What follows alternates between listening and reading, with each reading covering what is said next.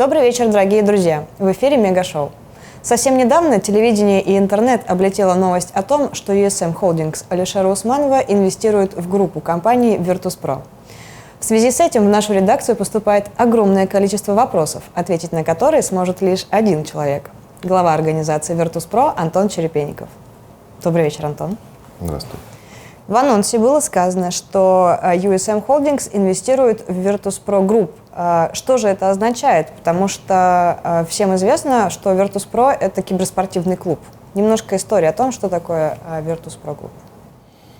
Изначально Virtus.pro и был киберспортивным клубом. Так это задумывалось в далеком 2003 году. Тогда, конечно, не было нынешних масштабов и размахов в киберспорте. Поэтому это было несколько игроков, которые получали несколько сотен долларов зарплаты.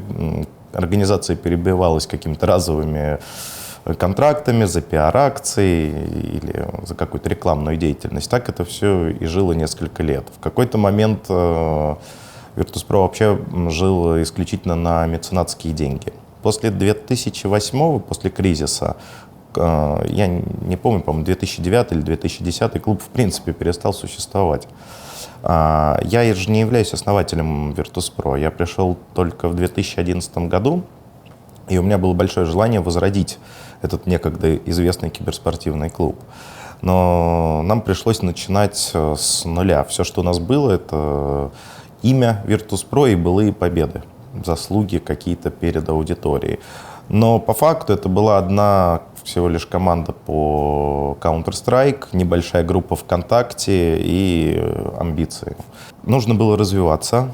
Это за рубежом в тот момент киберспорт рос, прямо развивался семимильными шагами, а у нас не было ничего. И когда единственный шанс было монетизироваться или вообще как-то получать деньги на текущую деятельность, это либо спонсорство, либо рекламные контракты. Когда мы попытались получить либо рекламные контракты, либо спонсорские, нам сказали, что это категорически неинтересно, аудитории нету, с чем вы пришли. Поэтому нам пришлось вложиться в производство контента, в информационные киберспортивные порталы, в студии, для того, чтобы приходить к тем же рекламодателям и спонсорам и доказывать, что у нас-то на самом деле аудитория есть. И саккумулировать ее, и предложить единым пакетом.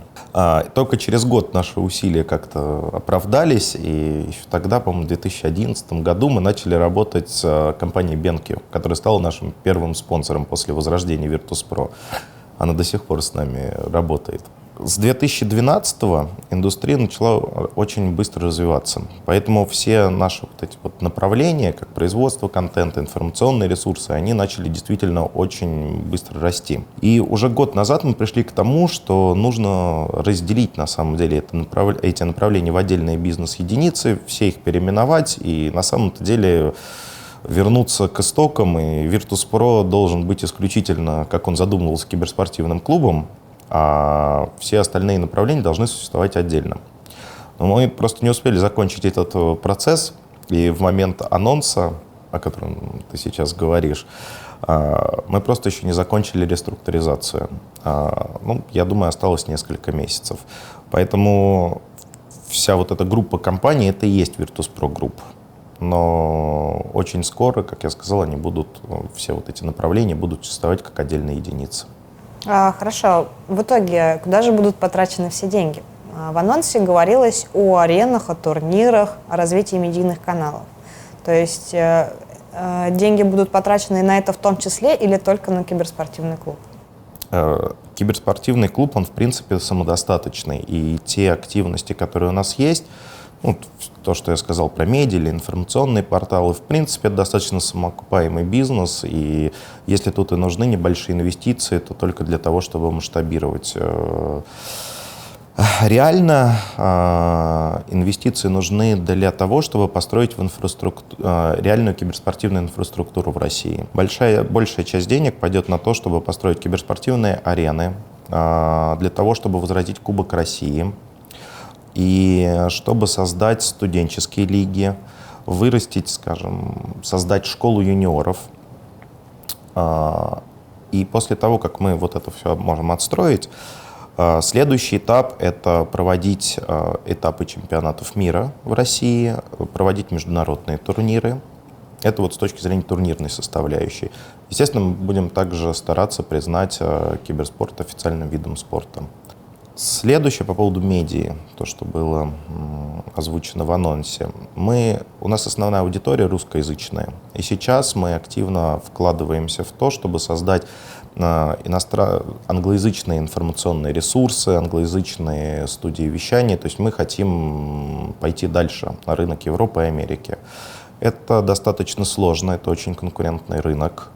Но мы считаем, что с помощью USM, с их инвестициями и с нашим желанием, в принципе, мы сможем побороться и занять свое место под солнцем. Касательно USM, очень много порталов, да и, в принципе, аудиторию интересует, какая же выгода от всего этого для USM, что их интересует? Это лучше спросить USM. Я думаю, логика инвестора простая. Если сейчас рынок оценивается в 600 или 700 миллионов долларов, хотя это, я думаю, оценка достаточно поверхностная, в принципе, логично, что с такими темпами роста через несколько лет этот рынок будет оцениваться в миллиарды. И сейчас, вложив 100 миллионов, можно получить какую-то долю рынка. Это, конечно, зависит от того, насколько умно и разумно будут потрачены эти инвестиции, и как хорошо мы поработаем. Но, в принципе, это достаточно реальный шанс. Дальше уже как распорядиться на миллиардном рынке весомой долей этого рынка, тут, наверное, USM лучше знать, потому что они все-таки профессиональный инвестор. А как, по твоему мнению, инвестиции USM могут повлиять на развитие киберспорта в целом в России? Я думаю, исключительно положительно. Даже я сейчас озвучил наши планы, и, в принципе, есть достаточно хороший шанс, что у нас это все получится. А это явный прогресс для киберспорта в России.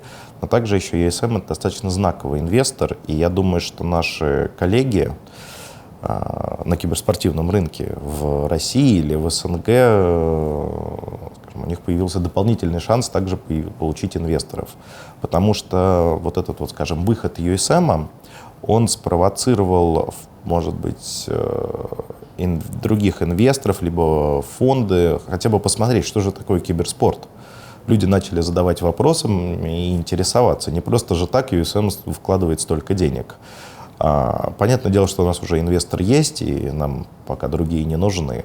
Но если, скажем, остальные игроки решат, что это действительно интересно, то они пойдут к нашим конкурентам, коллегам. И если те будут вести себя прилично, предоставят правильную отчетность, то, в принципе, у них есть шанс также получить инвесторов.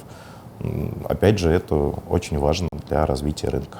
А что насчет взаимоотношений с инвесторами? Я имею в виду, останешься ли ты управленцем Virtus.pro и будут ли USM принимать участие в делах организации? Даже в анонсе я был обозначен как управляющий партнер. Административно-хозяйственной деятельностью и планированием стратегии буду заниматься я. По сути, ничего здесь не меняется, за исключением одного «но». Естественно, все какие-то новые крупные сделки или важные решения будут приниматься совместно. Но я расцениваю это исключительно позитивно, потому что я смогу использовать опыт USM в этом направлении. И я считаю, что это только польза. Не секрет, что USM являются совладельцами компании Mail.ru, небезызвестной. Отсюда у меня вопрос. Планируются ли у Virtus.pro совместные проекты с Mail.ru и можно ли говорить о синергии? У меня нет каких-то обязательств перед Mail.ru. Да, у Mail.ru есть несколько достаточно неплохих игр, и, возможно, они уже стараются выйти на киберспортивный рынок, в том числе с Warface. Если у них это получится, и у них будут популярные киберспортивные дисциплины, то, конечно же, нам будет интересно с ними работать. На данный момент каких-то конкретных проектов у нас нет. Еще вот очень интересный вопрос хотела тебе задать. Как долго примерно шли твои переговоры с инвесторами? И что ты можешь посоветовать молодым организациям для того, чтобы у них получилось привлечь тоже каких-нибудь инвесторов? Советовать дело неблагодарное. Если говорить про переговоры, то USM это супер быстро.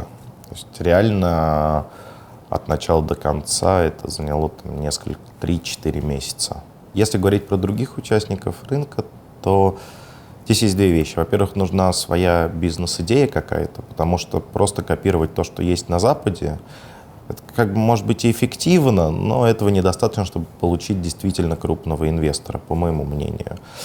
Второе – это прозрачная отчетность, чтобы инвестор мог конкретно понять, что же он покупает. А этим, конечно, похвастаться наши киберспортивные организации не могут. Я бы даже сказал, что и множество мировых киберспортивных организаций. Вот. Как только будет прозрачная отчетность, как только будет бизнес-идея в столь быстро растущем рынке, я думаю, что это будет уже делом техники получить интересного инвестора. Хорошо, спасибо тебе большое, что ответил на все интересующие нас вопросы. Мы с нетерпением будем ждать первых результатов. Пока-пока.